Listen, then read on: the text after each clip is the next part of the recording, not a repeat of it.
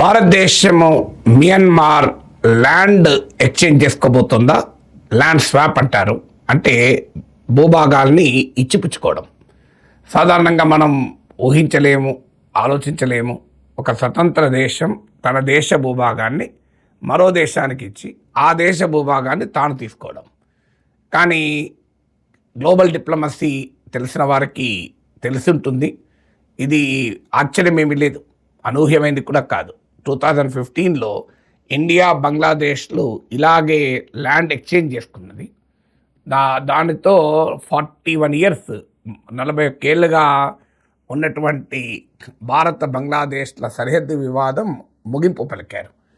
అంటే భారతదేశము 111 ఎంక్లేవ్ అంటే చిన్న క్లోజ్ ల్యాండ్ భాగము బంగ్లాదేశ్కి ఇచ్చేస్తే బంగ్లాదేశ్ మనకు 51 ఎంక్లేవ్స్ ఆఫ్ ల్యాండ్ను తిరిగి మనకిచ్చింది. ఎందుకంటే బార్డర్ అలైన్మెంట్ కొరకు చేస్తూ ఉంటారు. బార్డర్లో మనం ఎలాగైతే ఇప్పుడు రోడ్ అలైన్మెంట్ లాగా బార్డర్ అలైన్మెంట్ కూడా ఉంటుంది. దాన్ని ఒక పద్ధతిలో పెట్టడానికి చేస్తూ ఉంటారు. So it's not unprecedented. కానీ తెలియకపోతే ఏమనిపిస్తుందంటే, అదేంది మన ల్యాండ్ కేంద్ర ప్రభుత్వం మియన్మార్కి ఇచ్చేస్తుందట, మియన్మార్ ల్యాండ్ కొంత తీసుకుంటుందట, ఇలా ఎలా సాధ్యము అని అనుకుంటాం. అయితే సాధారణంగా ఈ ల్యాండ్ స్వాప్ అగ్రిమెంట్లు జనావాసాల మధ్య జరగదు. ఇప్పుడు భారతదేశము మియన్మార్ల మధ్య కూడా ల్యాండ్ స్వాప్ అంటే భూభాగాల్ని ఇచ్చిపుచ్చుకునే ఒప్పందం పైన చర్చలు జరుగుతున్నాయి. ఇది ముఖ్యంగా మణిపూర్లోని మౌంటైనస్ ఫారెస్టెడ్ ఏరియాలో, అంటే అటవీ ప్రాంతం, కొండ ప్రాంతం, అలాంటి బార్డర్లో కొంత భూభాగం మనం ఇచ్చేస్తే మియన్మార్ మనకు కొంత భూభాగం ఇచ్చేస్తుంది. దాంతో బార్డర్ అలైన్మెంట్ జరుగుతుంది. ఈ వార్తను జులైలో మీకు ది డిప్లొమాట్ అనే అమెరికన్ బేస్డ్ మ్యాగజిన్, మీ స్క్రీన్ పైన లింక్, ద డిప్లొమాట్ అనే మ్యాగజిన్ ఫస్ట్గా రివీల్ చేసింది. దీన్ని వాస్తవంగా నేను అప్పుడే మాట్లాడేవాడిని, కానీ ఇండియన్ గవర్నమెంట్ దీన్ని కన్ఫర్మ్ చేయకుండా మనం అందులో వెస్ట్రన్ మీడియా సోర్సెస్ను ఆథెంటిక్గా తీసుకోలేము. ఎందుకంటే వాళ్ళ బయాసెస్ వాళ్ళకు ఉంటాయి కనుక. అయితే ఇప్పుడు తాజాగా మన ministry of external affairs MEA spokes person Randeep Jaiswal confirm చేశాడు. ఇండియా టుడేలో కూడా రిపోర్ట్ అయింది, ఇండియన్ మీడియాలో కూడా రిపోర్ట్ అయింది. మీరు చూడండి. అందువల్ల అయితే అగ్రిమెంట్ కుదురుతుందని కన్ఫర్మ్ చేయలేదు, కానీ డిస్కషన్స్ జరుగుతున్నాయి భారత్ మియన్మార్ల మధ్య ల్యాండ్ ఎక్స్చేంజ్ కొరకు అని. ఎందుకు ఎక్స్చేంజ్ చేసుకోవాలనుకుంటున్నారు? ఇది అర్థం కావాలంటే మనకు ఇండియా మియన్మార్ బార్డర్ ఏంటో అర్థం కావాలి. భారత్ మియన్మార్ల మధ్య బార్డరు 4 స్టేట్స్తో, 4 స్టేట్స్కి ఉంది మనకు మియన్మార్తో బార్డర్. అరుణాచల్ ప్రదేశ్, నాగాల్యాండ్, మణిపూర్, మిజోరాం. సో ఈ మిజోరాం నుంచి ఆ బార్డర్ కాస్త మియన్మార్లోని ప్రాంతాలకు వెళ్తుంది. ఈ బార్డరు టోటల్ బార్డర్ 1643 కిలోమీటర్స్, 1643 కిలోమీటర్ల బార్డర్ ఏరియా ఇది. అంత ల్యాండ్ బార్డర్ మనం ఇండియాకు మియన్మార్కు మధ్య ఉంది. ఈ బార్డర్ ప్రాంతం ప్రధానంగా కొండ ప్రాంతం, హిల్లీ ఏరియా, మౌంటైనస్ ఏరియా, అటవీ ప్రాంతం, దట్టమైన అటవీ ప్రాంతం, ఫారెస్టెడ్ ఏరియా, ప్రధానంగా ట్రైబల్ కమ్యూనిటీస్ ఉంటాయి. చాలా పోరస్ కూడా, అంటే ఫెన్సింగ్ చాలా ప్రాంతంలో ఫెన్సింగ్ ఏమీ లేదు. ఇటు నుంచి అటు, అటు నుంచి ఇటు మీకు ఈ ప్రజలు కూడా అటు ఇటు మారుతూ ఉంటారు కూడా. మీకు 2018 నుంచి అయితే ఇండియా మయన్మార్ మధ్య ఫ్రీ బార్డర్ అగ్రిమెంట్ ఉంది. ఈ అగ్రిమెంట్ ప్రకారము మన దేశం నుంచి మియన్మార్లోకి, మియన్మార్ నుంచి మన దేశంలోకి బార్డర్ దాటి 16 కిలోమీటర్స్, 16 కిలోమీటర్ల వరకు ఎలాంటి వీసా లేకుండా అటు ఇటు మారచ్చు. మీకు అంటే బార్డర్ పాస్ ఉంటే సరిపోతుంది, వీసా అవసరం లేదు. ఎందుకంటే బార్డర్ ట్రేడ్ కూడా జరుగుతుంది. ఇప్పుడు మనకు చైనాకు మధ్య కూడా ఇటీవల కూడా బార్డర్ ట్రేడ్ను మళ్ళీ నతులా పాస్ దగ్గర బార్డర్ ట్రేడ్ను మొదలు పెట్టారు. ఎందుకంటే త్వరలో బ్రిక్స్ శిఖరాగ్ర సభ కొరకు China president Xi Jinping India రాబోతున్నారు. ఆ సందర్భంగా గల్వాన్ వ్యాలీలో జరిగిన దాడి తర్వాత ఆగిపోయిన ఇండియా చైనా బార్డర్ ట్రేడ్ మళ్ళీ రీస్టార్ట్ అవుతుంది. ఇలా దేశాల మధ్య సరిహద్దుల్లో ఎక్స్చేంజెస్ ఉంటాయి. సో ఈ 1643 1643 కిలోమీటర్ల బార్డర్లో 1472 1472 కిలోమీటర్లు 1472 కిలోమీటర్స్ ఏమో ఐడెంటిఫైడ్, అంటే ఇండియా మియన్మార్ అంగీకరించింది. వాస్తవంగా మనకు చైనాతో పాకిస్తాన్తో తీవ్రమైన సరిహద్దు విభేదాలు ఉన్నాయి. ల్యాండ్ విభేదమే కాదు, ఇప్పుడు పాకిస్తాన్తో అయితే కశ్మీర్ ప్రాంతంలో ల్యాండ్ విభేదమే కాదు, ఈవెన్ సముద్ర సరిహద్దు కూడా మీకు సర్క్రీక్ అంటారు. సర్క్రీక్ వద్ద కూడా మనకు ఇంకా కాంట్రవర్సీ ఉంది. చైనాతో మనకు తీవ్రమైన ల్యాండ్ బార్డర్ డిస్ప్యూట్ ఉంది. అదే కదా గాల్వాన్ వ్యాలీలో జరిగిన ఇన్సిడెంట్కు కారణమైంది.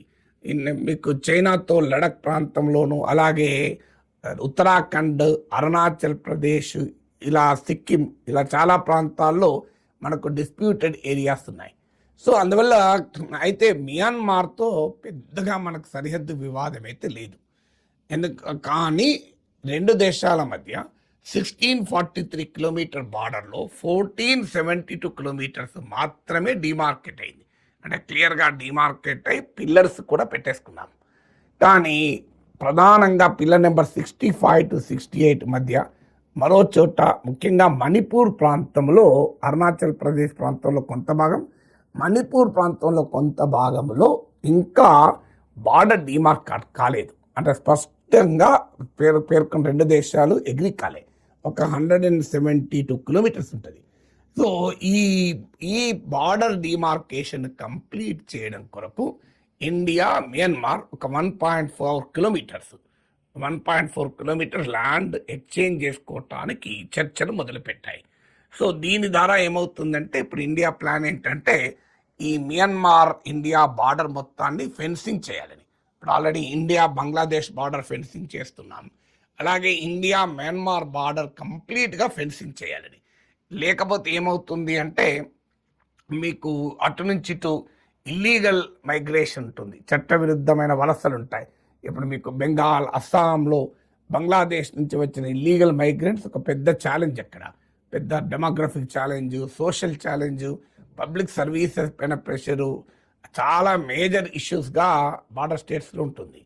అలాగే మీకు ఇల్లీగల్ మైగ్రేషన్తో పాటు ఈ తీవ్రవాదులకు కూడా ఇన్ఫిల్ట్రేట్ అవుతుంటారు.